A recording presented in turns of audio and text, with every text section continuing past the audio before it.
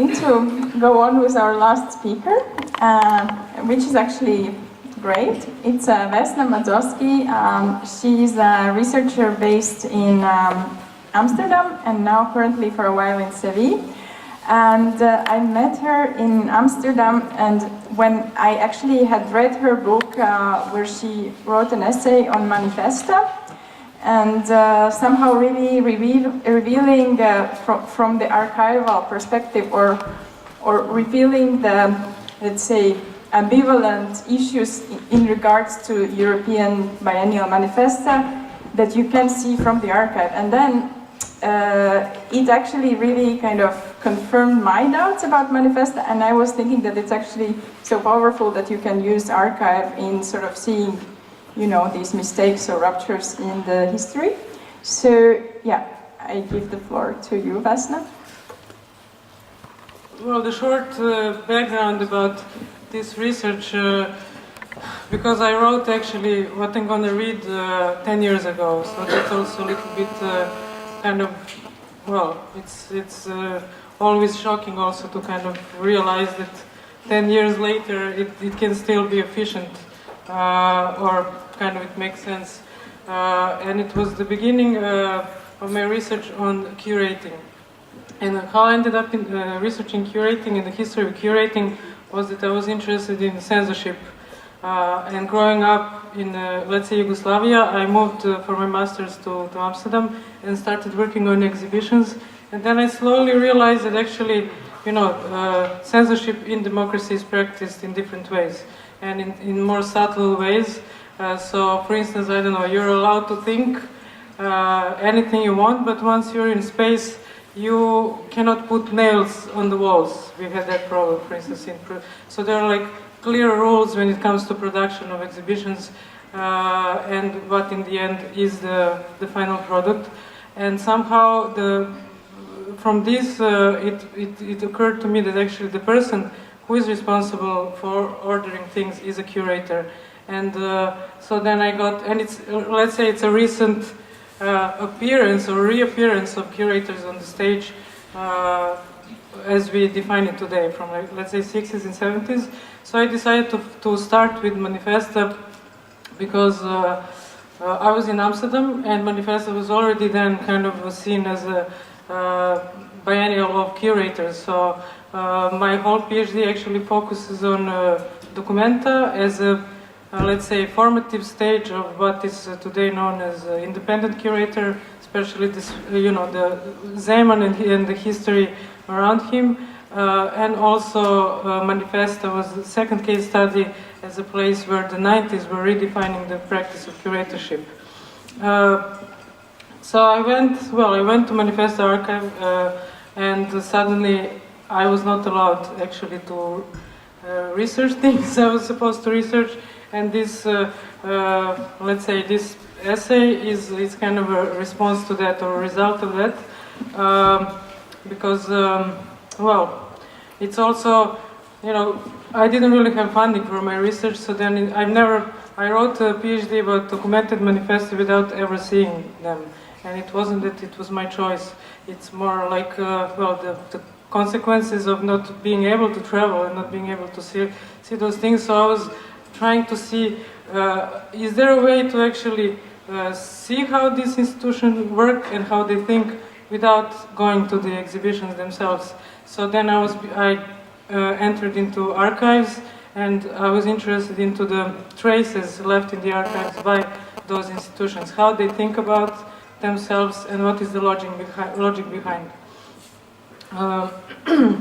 And I think, I mean, well, the analysis itself is a product also of me being part of, back then, Amsterdam School of Cultural Analysis, which teaches methodology that you have a cultural object on one side and you have theory on the other side, and then you put certain theory in, well, you put them together, or you kind of put them in some kind of dialogue and see what happens, both with the cultural element you're analyzing and the theory itself. So that's why I'm going to read it in the form of a lecture, because it's actually in the writing process the things developed and became clear to me. Manifesta European Biennial of Contemporary Art was developed as an itinerant and nomadic biennial at the beginning of the 90s, as an initiative of the Dutch government. Although based in Amsterdam, it travels to different host cities with each new edition. Manifesta was created as, I quote, a response to the political and economic changes brought about by the end of the Cold War and the consequent moves toward European integration. It aspired to provide a movable platform that could support a growing network of visual arts professionals throughout the region. End of quote. There have been 10 editions of Manifesta up to this date, and the 6th edition never took place due to the severe escalation of the confrontation between the curators and officials of the city of Nicosia, Cyprus, where it was supposed to take place in 2006. What is important here is that this manifestation entails two important concepts in its name, European and contemporary art, with the first referring to the political aspects of its activities and the latter to its aesthetic aspects. The example of this biennial thus allows us to examine current definitions of both of these concepts as proposed by Manifesta, as well as the shifts in political and aesthetic paradigms and their mutual interconnectedness. The main point of departure of this analysis will not be what is being intentionally exhibited, but rather the quest to detect that which usually stays hidden behind this act, or indeed what agents involved in the production of Manifesta discourses believe stays hidden or invisible. The creators of Manifesta consider it to be a democratic institution, and its publicly accessible archive is seen to be a guarantee of its democratic principles. This archive is promoted as an open resource and available for public consultation at its Manifesta at Home office in Amsterdam. Since my main research interest was in the curatorial practices of Manifesta biennials, during my visit there, I asked permission to look at the documents about the selection procedure of curators and host cities. However, I was denied any access to these documents because I was told of protecting the rights of curators. I was given limited access to the email correspondence between the board members about the selecting of the last host city, Nicosia in Cyprus. Instead of curatorial proposals, I was offered the proposals of rejected artists, since their interests, as it seems, were not in need of protection. While being denied access to most of the things I was interested in researching, the director herself introduced me, actually sold me, a publication, a luxurious and impressive 300-page monograph on the history and mission of this manifestation, published by Manifesta itself and entitled The Manifesta Decade. This publication offers, and you can see, well, this is one insert from the book. This publication offers a broad historical overview and analysis of the influences that this exhibition had in the past, including, as its final chapter, an overview of the archive as well. According to one of the editors, the archive in the book is able to give an active re-experience even to those who have never seen the exhibitions. Having in mind the obstacles in researching the real archive, I decided at that point to focus on this particular segment, testing the Lacanian notion that if there were any symptoms, they must be visible in every event produced by the subject in question. In his approach to exploring the archive, Jacques Derrida advises us to look for an event, a momentum that will open up the archive for critical reading through specific archaeological practice, when the origin then speaks by itself. In the space of the Manifesta archive, in the publication, among miniature representations of artworks from previous biennials, I had an unexpected encounter with something, or rather someone I didn't expect to meet. This someone grabbed my attention at first glance, and since we have not been introduced before, soon became a main theoretical obsession. In numerous photographs of Manifesta curators and board members at official press conferences and informal meetings in cafes, there was someone whom the caption referred to as unidentified. This unidentified person took on different shapes. In some pictures it was a woman, in others it was a man, and in some it duplicated itself. It moves freely from city to city, from country to country, following this itinerant art manifestation as a shadow. And I'm going to show you now.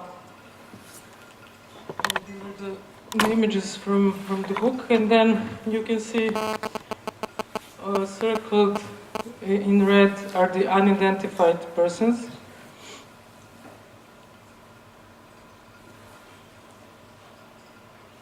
So also like part of panel discussions and public official events.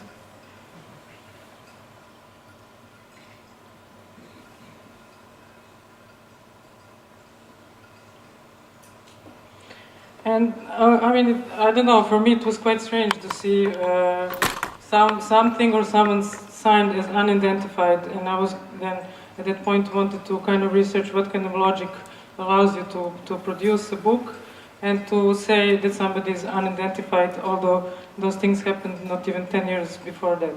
It's not that we are talking about prehistory, these are still alive people. Is it said unidentified or it says nothing? It says unidentified, it's signed as unidentified.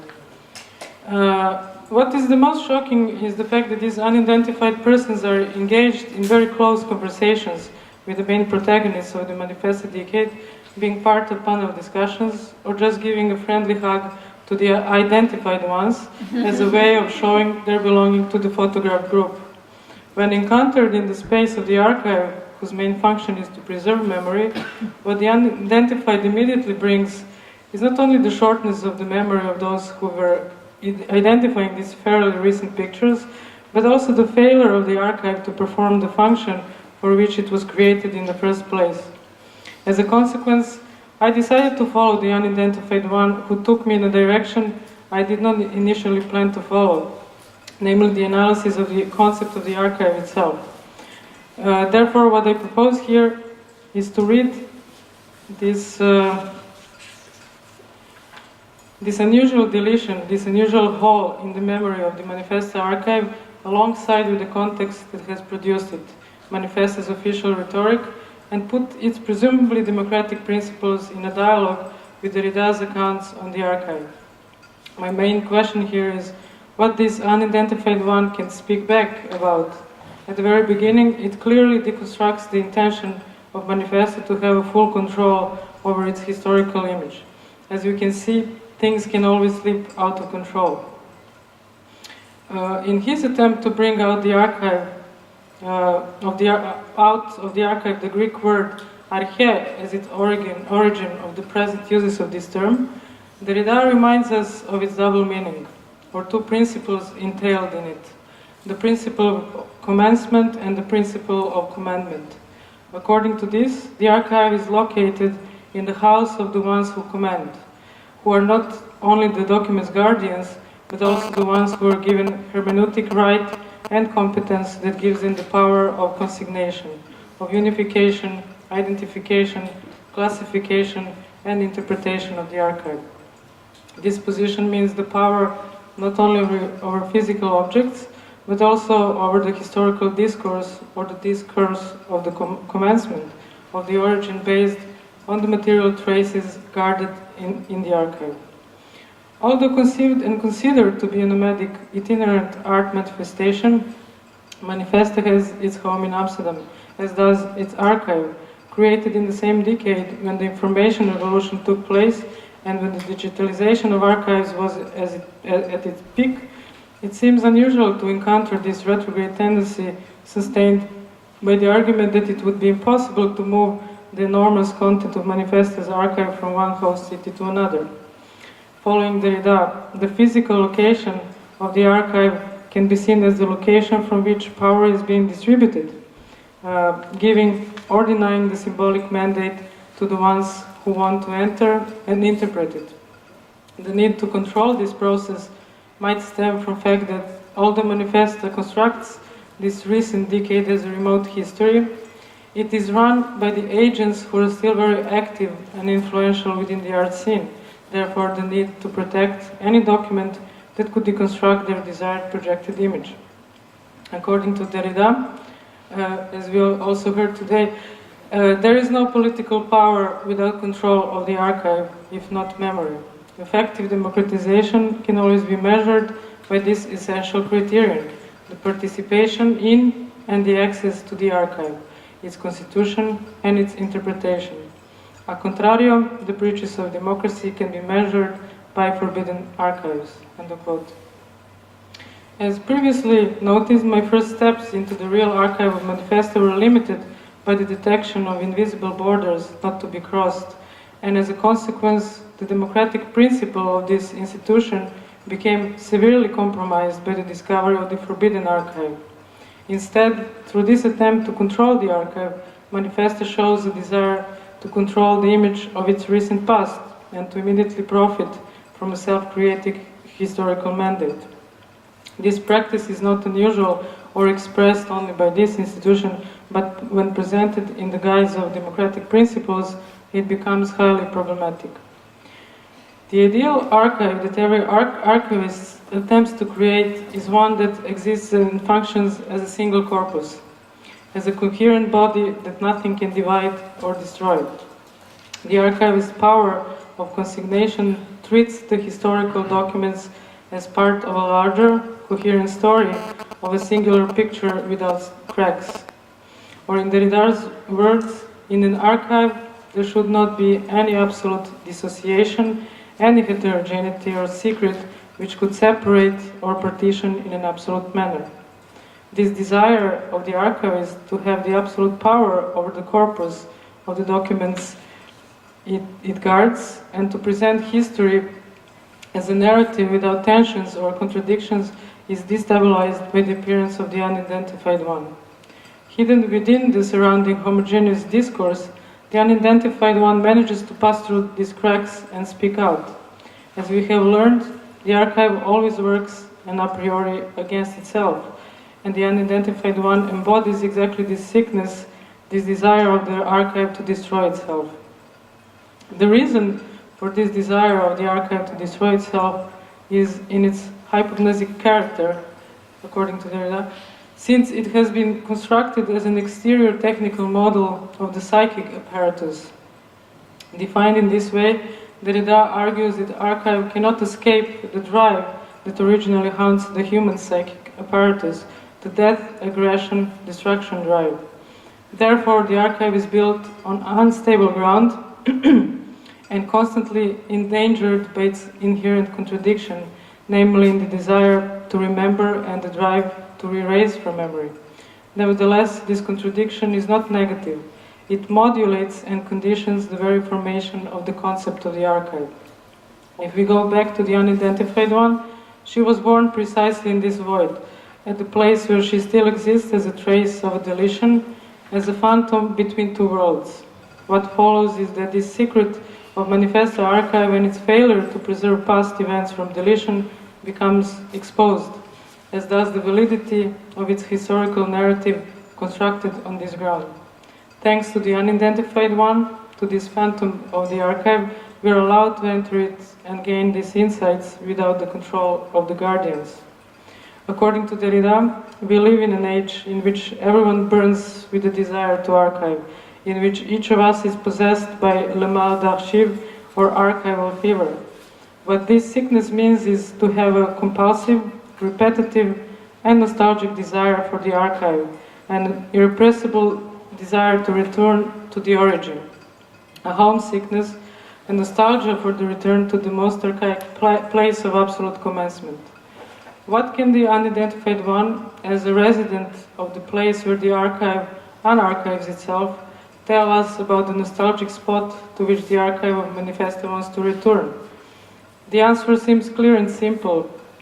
If we search for the moment that Manifesta cites as the moment of its birth, it is the year 1989, the year of its arche, of its beginning of counting time. Nostalgia also occurs as the effect of the significant loss, and following this, the year 1989 can be read as a traumatic moment in the Western art discourse, as a moment of major political and social changes in the recent European past. Seen this way, Manifesta becomes a strange monument to the times before the occurrence of the trauma, revealing a nostalgic mourning for the times already gone. Following the unidentified one through the archive and its symptoms, we have arrived at the political level of the activities of Manifesta, or the primary reasons it was created for, to assist with the encounter with the others in the new chapter of European history.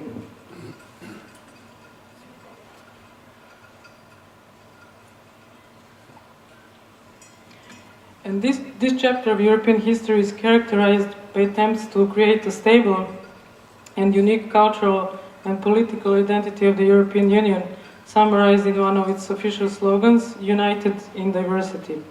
Nevertheless, this discourse of a unity of differences reveals the homogenizing tendencies of it that are inherently undemocratic.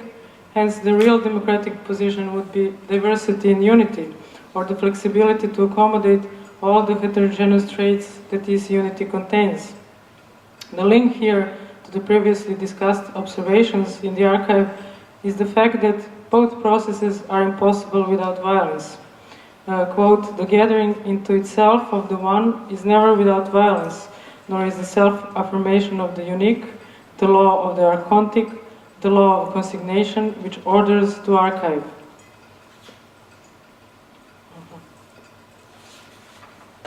Consignation is never without that excessive pressure, impression, repression, suppression, of which repression and suppression are at least figures. End of quote. As the discovery of the unidentified one in the Manifesta archive testifies, the other is no longer on the other side of the border, somewhere in the far east. The other has crossed the line and infiltrated us. The unidentified one seems to be created at this spot where the other is allowed to enter the official discourse, but is denied identity, denied a proper name in the collective memory, in that way remaining the unidentifiable other forever. Radical deletion of the nameless other is happening in her full presence, testifying to her existence in limbo between two worlds, where the democratic principle of equality is being practiced only on the level of rhetorics. If we take into account the view on the current political process as proposed by Giorgio Agamben, it is possible to see the unidentified one as the embodiment of someone he calls homo sacer, or someone who is legally dead, deprived of a determinate legal status while biologically still alive. Thus, Agamben argues, the so-called sacred and inalienable rights of man prove to be completely unprotected at the very moment it is no longer possible to characterize them as rights of the citizens of a state. End of quote. In the case of Manifesta, it seems that we are dealing with the translation of this same practice into the realm of culture, where the institution created to accommodate ongoing shifts was not able to prevent the internalization of the processes it was claiming to fight against. One seems to be unaware of its own split, of its own divisions and cracks of the picture of the ideal self, the split necessary for it to exist in the first place. The main mechanism of the violence, whether encountered as the archival impulse or as the unifying process of the self, is repetition. According to Derrida, the one, as self-repetition, can only repeat and recall this instituting violence. It can only affirm itself and engage itself in this repetition. This is even what ties in depth the injunction of memory with the anticipation of the future to come. In the case of Manifesta, exhibitions, the traces in the archive testify to the process of repetition. Quote, "The absence of radically different selection procedure in all 5 editions of Manifesta suggests that even if the curators were not pressured to conform to a pre-established model, they voluntarily acted as if they were under such pressure. Motes and Tremblay also evoke the ineffectiveness of repeating the intensive trans-European survey that the curators of the previous Manifesta edition had performed only a year and a half before. An art scene or context does not renew itself that quickly." End of quote. In order to exist, Manifesta has to repeat itself, repeating the same violence against itself and against the other with every new edition, every new exhibition.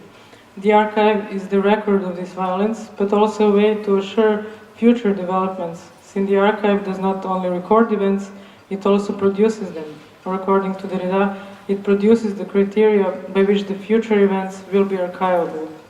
Hence, the control of the archive means not only control over the past, but control over the future as well. In her study of recent European films that deal with current issues of the relationship between the other and cultural and political processes, Józef Woloszczycki chooses one particular scene from the film Journey of Hope from 1990 as the ultimate iconic image of Fortress Europe. In this scene, hungry and freezing refugees who have just survived the harsh winter mountain storm desperately knock on the double-glazed glass windows of a warm indoor swimming pool inside an alpine spa hotel. They see the owner of the hotel swimming in the pool, but because of the soundproof glass walls, he cannot hear the refugees' desperate cries for help. Quote, "Perhaps this shocking image of reflective duality of privilege, mirrored by its counter-image of a luxury spa hotel turning into a hospital of potential deportees, is the ultimate iconic image of Fortress Europe, guarding its visible wealth and comfort against the pledge of the non-Europeans in search of a better life. The image of hospitality denied is the image of the new Europe." End of quote. The important detail in this image, in this frame, is the disappearance of the voice. The visually present others are denied the power to communicate by the institution of the soundproof double glass. In this scene, the subaltern do speak, even shout, but nobody is able to hear them. The visual presence of the other is no longer able to disturb us. Their voice is stacked somewhere in the middle, in the invisible space between two layers of glass. Still, this attitude of Europe toward its others is nothing new in European history, as Saskia Sassen shows in her analysis. Quote, "Today, we deal with different religions and phenotypes and cultures, and we think that this is the reason for the difficulty of incorporation. Our very European history suggests we had feelings of similar intensity about those who, from today's perspective, appear to be one of us, the Germans, the Belgians, the Italians, just about any of the current EU membership. Given the acts of violence and the hatreds we felt against them, I cannot help but wonder whether those who we experience today as so different and difficult to assimilate will not undergo the same transformation over the coming generations." End of quote. Although in a way comforting, these historical observations must not be used as an excuse for present crimes, for all these erasures, deletions, and mutilations that we are witnessing today. The ones in power would like these unidentified, undocumented, nameless, and hidden ones to remain that way. In this journey to which the unidentified one has taken us, to the role of cultural analysis was not to discover the historical or archival blind spots and find the real names of the unidentified ones, but rather to read these erasures as signs, as symptoms that point to deeper and bigger problems than what was assumed at first glance. Our role as cultural analysts was to make these invisible glass borders visible, to find cracks through which the voice of the other will be able to pass, to discover the voice that will be able to speak back. Once again, the one should not be afraid of the cracks in its idealized image.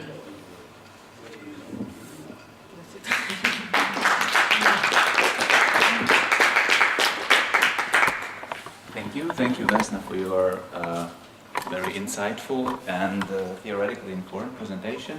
One question I would like to ask is, how do you see your own role in this process of deconstructively engaging with the archive of Manifesta? And in particular, you have, of course, sketched I think in conclusion, you have kind of indirectly pointed out your own contribution in this process of,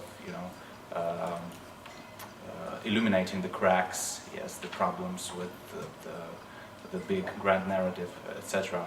But my particular question would be, if you see yourself in doing this as also perpetrating certain violence to this archive, namely, well, on a more broad scale, the question would be if there is a way of counteracting the violence done by the archive without perpetrating violence yourself.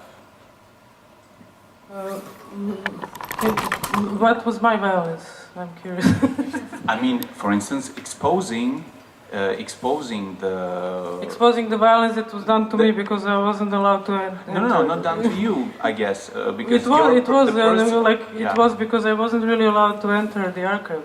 So there was a guardian that prevented me physically from, researching. Yes. So I see that as a violent act Okay, in my that was universe. not- But then it's like, okay, how do you? I didn't really want to analyze that because that's another discussion. But then I discovered. But maybe I was violent. I'm not aware. I was violent. That's why I'm asking you. Where was my violence? With theory or with I think- the object? well, the theoretical engagement with this archive, I think certainly has some, let's say, power effects, doesn't it? That's what you were doing. You were counteracting the power of this archive. You were critically engaging with the ways the archive, creates some hegemonic kind of a vision and a narrative of Manifesta in this particular case. Well, if you ask me, I would see this as a necessary kind of violence that is the only possible way of counteracting some prior violence. So basically, my suggestion would be that yes, of course, you have to be violent in a certain way because otherwise you're You cannot enter it. yes, you cannot transfigure, refigure, yes, the existing, let's say, power relations. Mm-hmm. So I think, we can try to be aware of our own violence, I guess. That would be, but I mean, this is a very coherent story. That's why I like to read it as a lecture, because I think, as I mentioned, it was a product of a certain methodological discipline that I was being taught while at Amsterdam School of Cultural Analysis. So there is this kind of, it's a discipline, it's a certain practice, and actually this is the only chapter in the book which was done in this way. And there is this kind of monolithic kind of character. So in that sense, I completely understand, and I have problems with it sometimes myself, in that sense that, then you create something which is in a way monolithic.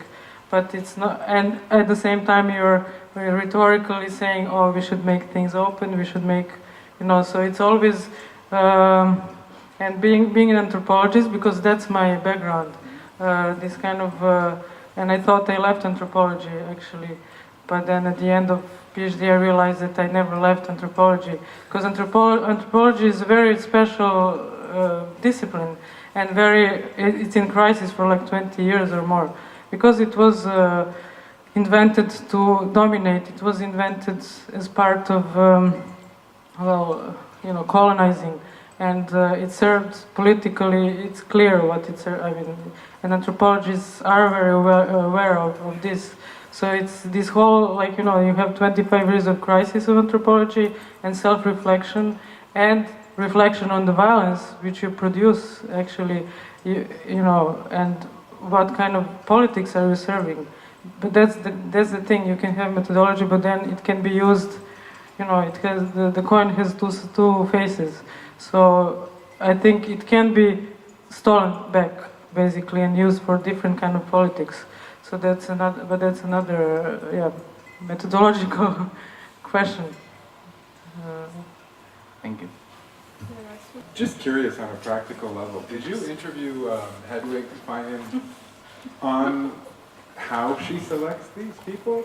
Or did you just have the desire to see the archive of the emails themselves? I was angry after that because I went You there. didn't mention Hedwig by name, but I could see her, she was like... No, she's the guardian, and right. she's really physically. So she's I'm the wondering what guardian. your relationship was with So her. I went there as this naive, just starting research, and I was like, oh, it's they really on the website proclaimed it's a democratic place. You can come and research, And actually, I think that I had tricky questions because that was the moment when Nicosia was happening, when the whole thing exploded. I don't know how much you might know or remember. It's a politically, it kind of also shows the effect Manifesta produces on local level, the definition of contemporary art, So I asked to see which curators, it was the first time Manifesta was selecting curators on the basis of their proposals. Before that, they would form teams from independent curators, but this was the first time they had certain selection in back of their minds to choose those people to be the curators. And she said, no, you cannot see this, because they were also suing them. It was a huge scandal at that moment. So, and she was like, yeah, you can read things, but you cannot use them in your text. So even if I would have access to that, I was forbidden, she was forbidding me from writing about that. And I got like a small folder about the selection, how the board chose Cyprus. Because I had been in the 90s in Cyprus, and there's no contemporary art infrastructure. It wasn't nothing. So the understanding of art is very different. And I was reading correspondence between board members, and you can see complete exotization of that island, and nobody of them even bothered to go there. And so there was this island which was on the crossroads of Europe and the Arabic world and Africa, or I don't know what. So there was this whole projection of the board members of how they saw Cyprus. Well, actually, when you go to Cyprus, it's divided between Turkish side, Greek side, it's still quite sensitive thing, and British army base, which has a prominent place there. So it's geopolitically very important island still. And but this is never mentioned. It's always like this fight between Greeks and Turks, without kind of even allowing this geopolitical element to come into discussion. So as far as we know, this manifesto didn't happen because of the Turkish-German conflict. The Greek and Turkish conflict. So I saw those things, and then she told me, but here is the book, and you will find all answers there, basically. $30. Yeah. And I had, it was quite, it was just published, and it was kind of expensive, and I had to buy it. So it's not that they even gave me as a present, So as a researcher, kind of, okay, you hope you can get some things without budget. And after that, I was like, okay, this was enough. And I really, then I focused on the book, because she said I will find everything there. And I really read everything very carefully, so that's how, every word, every signature became important for me to understand how they think, what is the logic, who are these people, how these people producing this event think, because you can find it also there on many other levels, which I don't mention here, but you can see the politics, actually, it's also in the book. So kind of naive, but it's there. Yeah, another practical question: is it like in the other versions or the catalogs of Manifesta? Is it some repetitive phenomena that they have these people? I didn't encounter, but I encounter. Finally, I think it's history curating by Hans-Ulrich Obrist. I saw some photos, and people signed as unidentified. Which completely, it's a different group of people, strangely, but just this logic that you can sign someone as unidentified, for me, it blows my mind, I have to say. Especially, here you can clearly see that these people are from the local political establishment, or people who actually made Manifesta happen on the local level. And instead of, turning, 2 phone calls, you can find out. It's completely colonial, Yeah, you can find out the names, like they're still alive. And it's people completely a colonial practice, You also see sometimes in documentaries that you know, people from the tribes are not named. Yeah. It doesn't matter. You know? Yes. And also their images of their faces are used, but then you have blurred faces if you have Westerners, you know, filmed in that way. So there is like legally different consequences. I can help you for the first page. Really? It's my husband. No, I think he is a sign. I think he was, but yeah. But you know, in this, so I have also a question. She let you do research, but only you couldn't use. So, Well, officially she said you can have, but she never gave it. and you didn't insist. Well, the only thing I got was this one folder with the correspondence about how they chose Nicosia. And you can't insist much with Hedwig, I think. Okay, in that case was a trial. Yes. So you can understand a little bit was difficult because it was done with a good contract from the side of the curators. But also I know that they collaborate with a lot of young curators without experience to make experience. So all these people, maybe they really didn't know. And I know that they don't have a super budget because we know Dutch people are not. No, but the local really community. No, they have a generous. good budget. It's provided by the local community, like the local. They the They pay idea for of the office in Manifesta a is way, like that, yeah. to match funds. Yeah. So it's not. But that's a new neo-colonial attitude. How you fund. It's like the Olympics. It works as the Olympics because the local community has to pay quite some money, you know. And Talking about attitude, I remember that 90s was a time in which special Dutch people want to coordinate a lot of projects with European budget. So because they knew about, maybe they created, so they want to coordinate. Exactly, because it was initiated by, she worked at the Ministry of Foreign Affairs before that. And yes, it's also in the book, the history, so it was really, it's open, kind of, you see, it was a decision by the Dutch government to change the way in which they promote Dutch art abroad and the image of Dutch art. And the first one took place in Rotterdam. First Manifesta, because that was PR for Holland and bringing artists to revive the economy and I don't know what. So it is clearly a political project, strongly. And then you have the aesthetics kind of following, the mission. I don't know, but yeah. It's very intelligent. I mean, you can learn a lot from the Dutch. Have you experienced, in publishing your research, have you experienced certain kind of I mean, you know, it's not a certain kind of exclusion from. Well, you can never talk.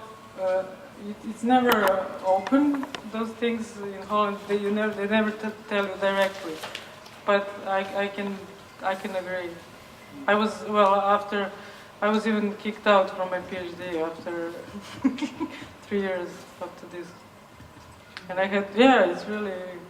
And I was not the only one, and there was suddenly, we realized, oh God, there is this group of, when you hear them calling you Eastern European women, no kidding, it's really, but then you know, it's like individual cases, and it's always presented as your own fault, as your own individual fault. But we were really kept there for a couple of years to see if they can use us in particular ways. And I was never interested in doing, research about, let's say, censorship in former Yugoslavia. That would be, like funding you get, but I was not interested in that. I was interested in researching where I was, what kind of censorship is happening there. So that's how democracy also, the funds are distributed for certain things. It's not that everybody gets, you're not able to perform your research, basically. Thank you. Vesna for the Thank you. really great presentation.